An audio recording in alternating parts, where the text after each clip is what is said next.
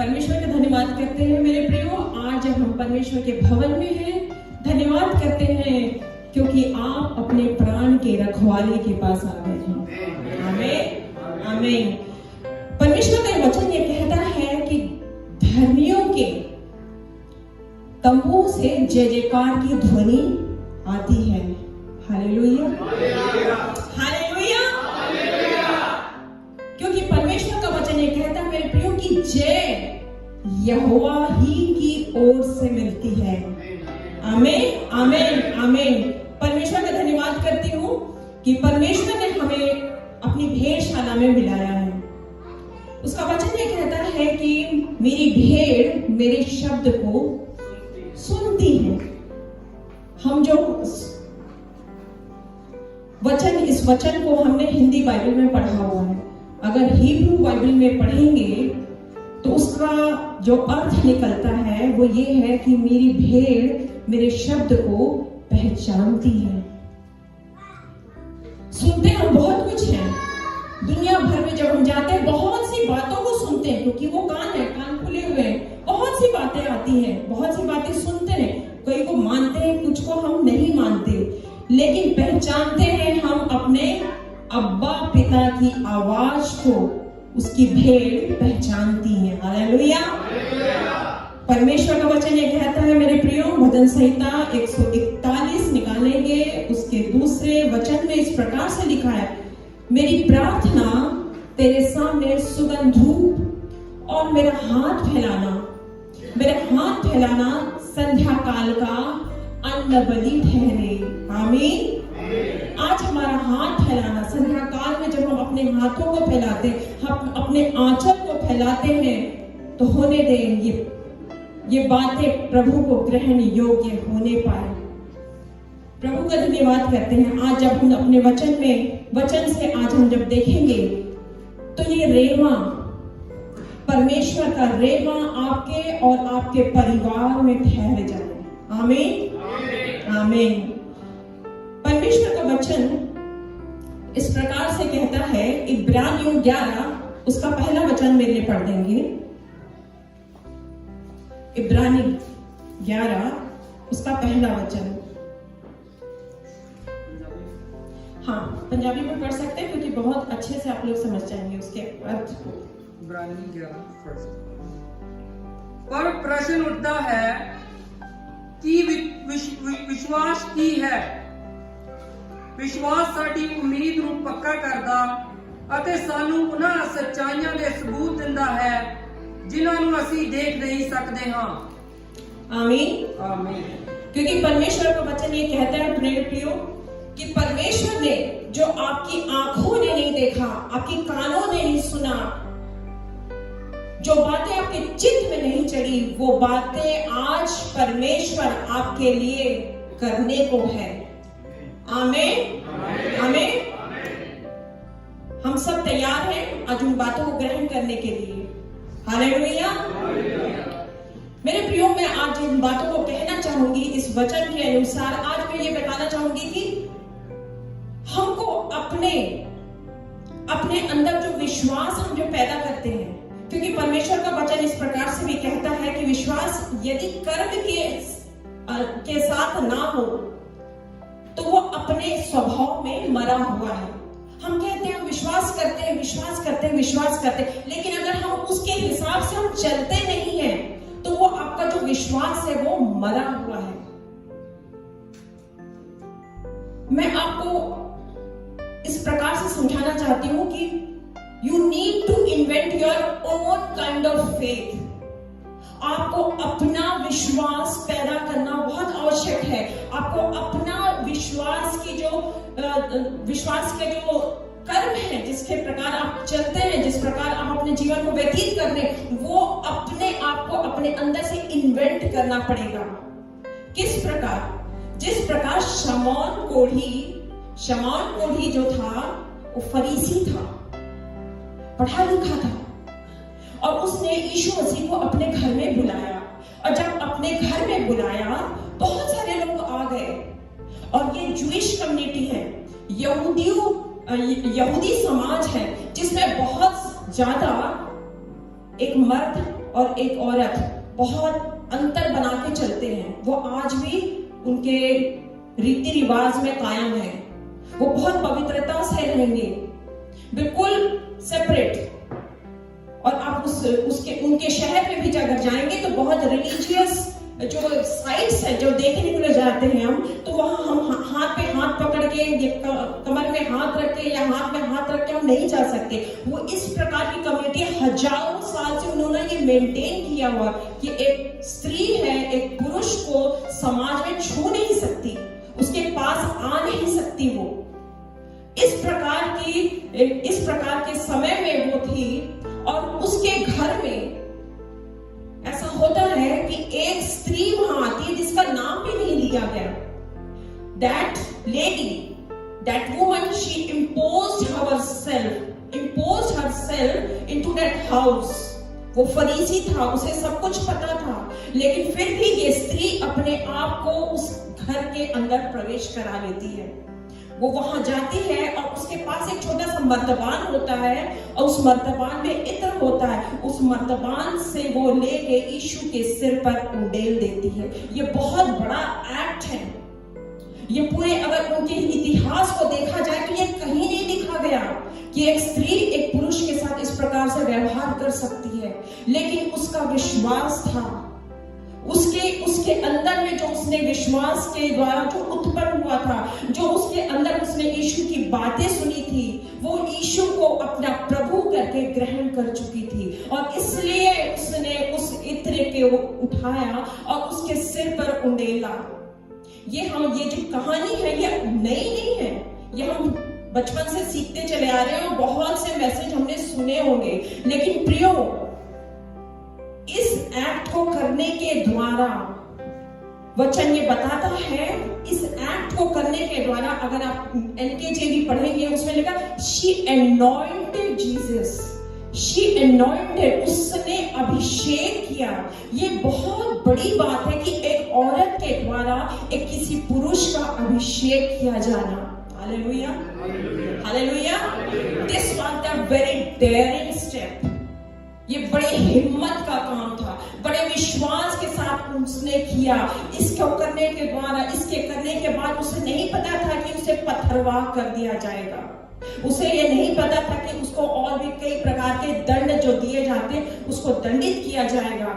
वो सिर्फ अपने विश्वास में वो उस घर में अपने आप को प्रवेश करा लेती है और वहां जाके यीशु के ऊपर उस इत्र को उंडेल देती है। जीवन भर जो उसने बचाया हुआ था, जीवन भर उसने जो एकत्र किया हुआ था, उस इत्र को उसने यीशु के ऊपर उंडेल दिया। मेरे प्रियो, वचन एक ये भी कहता है, जो बिखेर देते हैं उनकी बढ़ती ही होती है। Hallelujah, hallelujah, hallelujah. आज आप जहां भी हैं, जिस परिस्थिति में भी हैं, जैसे भी हैं मेरे प्रियो, अगर थोड़ा सा वो आखिरी सारपत नगर की विधवा का अगर आटा और तेल भी बचा हुआ है, तो मेरे प्रियो विश्वास के साथ उसे बिखेर दीजिए, उसे बिखेर दीजिए। आप ये करके देखिए, क्या वो भला, ऐसा वो करने से क्या वो भला परमेश्वर है कि नहीं। उसे कहा है कि परख कर देखो कि मैं वो भला परमेश्वर हूं कि नहीं। आमीन, मेरे प्रियो। और इस प्रकार से उसने, और मैं इस वचन को पढ़वाना चाहूंगी, आप जरूर पढ़िए। मत्ती 26 उसका 6, मत्ती 26 उसका 6।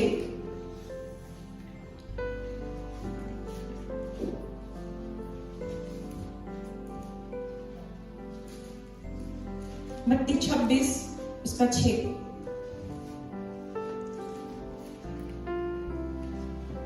ਜਦੋਂ ਯਿਸੂ ਬੈਤਨੀਆ ਪਿੰਡ ਵਿੱਚ ਸ਼ਮਾਉਨ ਕੋੜੀ ਦੇ ਘਰ ਵਿੱਚ ਸਨ, ਤਾਂ ਉਸ ਵੇਲੇ ਉੱਥੇ ਉਹਨਾਂ ਕੋਲ ਇੱਕ ਔਰਤ ਆਈ। ਉਸ ਔਰਤ ਕੋਲ ਸੰਗਮਰਮਰ ਦੀ ਅਤਰਦਾਨੀ ਵਿੱਚ ਕੀਮਤੀ ਅਤਰ ਸੀ। ਫਿਰ ਜਦੋਂ ਉਹ ਭੋਜਨ ਕਰ ਰਹੇ ਸਨ, ਤਾਂ ਉਸਨੇ ਇਹ ਅਤਰ ਯਿਸੂ ਦੇ ਸਿਰ ਤੇ ਡੋਲ ਦਿੱਤਾ। ਪਰ ਚੇਲਿਆਂ ਨੂੰ ਇਹ ਦੇਖ ਕੇ ਬੁਰਾ ਲੱਗਾ, ਇਸ ਲਈ ਉਹ ਬੋਲੇ, ਇਹ ਇਸ ਤਰ੍ਹਾਂ ਬਰਬਾਦ ਕਿਉਂ ਕੀਤਾ? ਇਹ ਕੀਮਤੀ ਅਤਰ ਕਾਫੀ ਕੀਮਤ ਤੇ ਵੇਚਿਆ ਜਾ ਸਕਦਾ ਸੀ ਅਤੇ ਉਹ ਪੈਸਾ ਗਰੀਬਾਂ ਨੂੰ ਵੰਡਿਆ ਜਾ ਸਕਦਾ ਸੀ।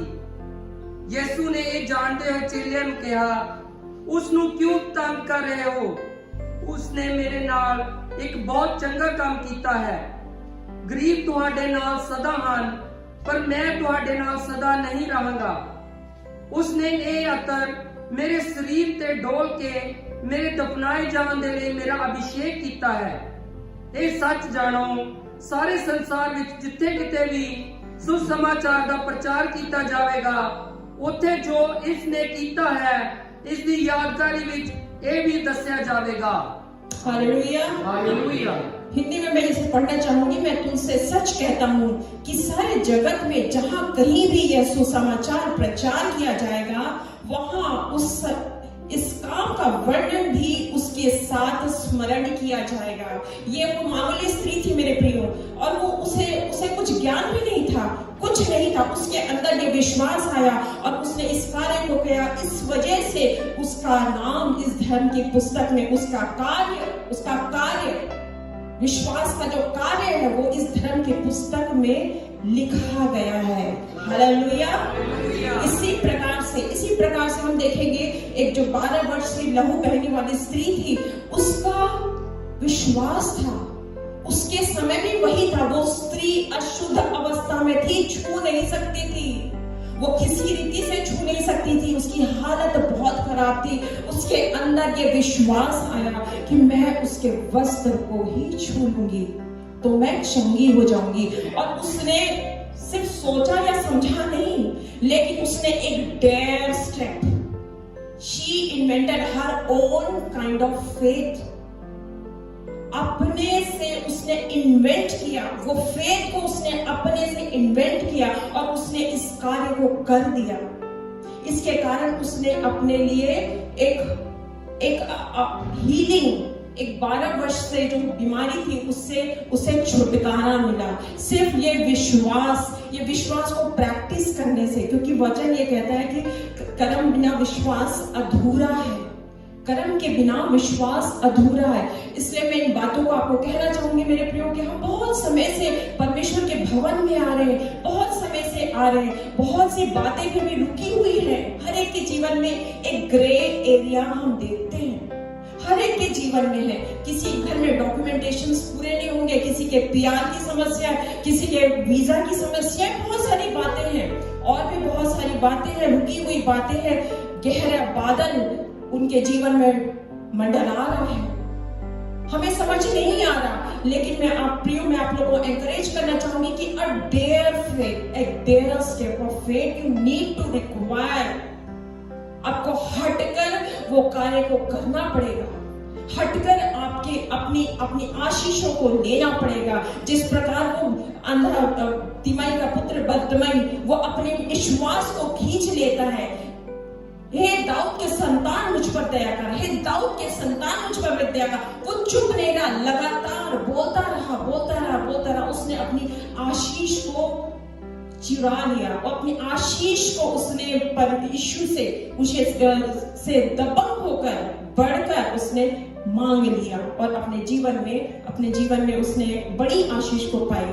मेरे प्रियो, इस प्रकार से मैं आप लोगों को एनकरेज करना चाहूंगी, क्योंकि ये जो वचन है, ये परमेश्वर का जो वचन है, it is not just a धर्मशास्त्र, ये सिर्फ धर्मशास्त्र है, लेकिन ये प्रैक्टिसिंग मैनुअल है, इसमें लिखा हुआ एक एक वचन आपके जीवन में पूरा होगा, क्योंकि वो कहता है कि मैं तेरे मुख के बोल का सृजनहार हूँ। आमीन। वो कहता है कि मैं तेरे मुख के बोल का सृजनहार हूँ। मैं एक बातों को बताना चाहूंगी कि किस प्रकार परमेश्वर हमारे जीवन में काम करता है। वो कोविड का समय था और एक स्त्री के बारे में बताना चाहूंगी जिसके पति आईसीयू में एडमिट थे। 12 दिन हो गया था, सारे दवाइयां लगा चुके थे और वो वेंटिलेटर में जाने की तैयारियां शुरू हो गई थी। लेकिन उस स्त्री के अंदर ये विश्वास आया, कि अगर परमेश्वर तू वचन को भेजकर अगर अपने इस संसार को तूने बनाया है और तू ये कहता है कि मैं तेरे मुख के बोल का सृजनहार हूँ, तो आज मैं अपने पति के ऊपर इन बातों को रखना चाहता चाहूंगी कि हे परमेश्वर, इस मेरे अपने पति के फोटो को उसने रख लिया और उसने ये लगातार कहने लगी, I speak life unto you, I speak life unto you, I speak life unto you. और वो लगातार कई घंटे तक वो बोलती रही। उसे नहीं मतलब था कि सारी दुनिया में क्या हो रहा है, उसको नहीं मतलब था कि फोन पे फोन आ रहे, रिश्तेदारों के फोन आ रहे, दोस्तों के फोन आ रहे, क्या हुआ क्या हुआ क्या हुआ, क्या होने जा रहा, क्या होने जा रहा। तो कोविड का समय ऐसा था, सबके लिए बहुत नेगेटिव समय था, पर ये स्त्री लगातार घुटने में रोते हुए लगातार ये बोलती रही। ये सच्ची घटना है। और वो लगातार यही बोलती रही कि I speak life unto you, I speak life unto you. और जब सुबह होती है मेरे प्रियो, रात को तो रोना होता है, लेकिन सुबह वो जय जयकार, अगर वो आंसू बहाते हुए बोलते हैं तो वो जय जयकार करते हुए लगने भी पाएंगे। आमीन आमीन। धन्यवाद करते हुए प्रियो, क्योंकि हमको परमेश्वर ने जीवन से बढ़कर बनाया है। आप जीवन से बढ़कर हो, आज जीवन से बढ़कर हो। और उसने, उस स्त्री ने इस प्रकार से अपने विश्वास को एक डेयरिंग फेथ लेते हुए पूरी नेगेटिविटी के अगेंस्ट में, सब जगह मौत ही मौत खबर आ रही थी, लेकिन उसने अपने पति को जीत लाई, उसके जीवन को जीत लाई, क्योंकि उसका राई के दाने का बराबर नहीं, राई के दाने के बराबर बढ़ता हुआ फेथ, बढ़ता हुआ। हिब्रू कहता है, हम जो हिंदी में पढ़ते हैं वो बोलते हैं कि राई के दाने के बराबर में अगर आपका विश्वास हो तो आपके साथ ऐसा हो जाएगा। लेकिन हिब्रू में जो उसका ट्रांसलेशन है वो है राई के दाने के बराबर बढ़ता हुआ फेथ, निरंतर बढ़ता हुआ फेथ। अगर आज आप यहाँ हैं तो कल आप वहां होंगे, आज आप वहां हैं तो वहां होंगे, क्योंकि आपको उस परमेश्वर से बड़ी आशा है और बड़ी बातों को आप मांगिए, क्योंकि वो बहुत बड़ा परमेश्वर, he is a god of impossible. Hallelujah. मैं परमेश्वर का धन्यवाद करती हूँ कि आपने मुझे समय दिया, वचन को बांटने के लिए समय दिया, और इस कलीसिया में उस शालोम को हम ठहरा देते हैं। हर एक ग्रे एरियाज में हम आपके जीवन में शालोम को कहते हैं। प्रभु का धन्यवाद करते हैं, जिस प्रकार परमेश्वर ने अब्राहम से कहा, हे अब्राहम, मैं तेरे बाद तेरे आने वाली पीढ़ियों का भी परमेश्वर ठहरूंगा। तो हम उस बातों को आपके लिए भी ठहरा देते हैं कि आपके बाद वो परमेश्वर, वो विश्वास योग्य परमेश्वर है, आपके बाद आपके बच्चों का भी, आपके पीढ़ियों का भी परमेश्वर ठहरेगा। आमीन आमीन। प्रभु का धन्यवाद करते हैं, और एक वचन के बाद से मैं विराम देना चाहूंगी कि हमेशा वेदी में आग हमेशा जलती रहे। आमीन हालेलुया। Thank you.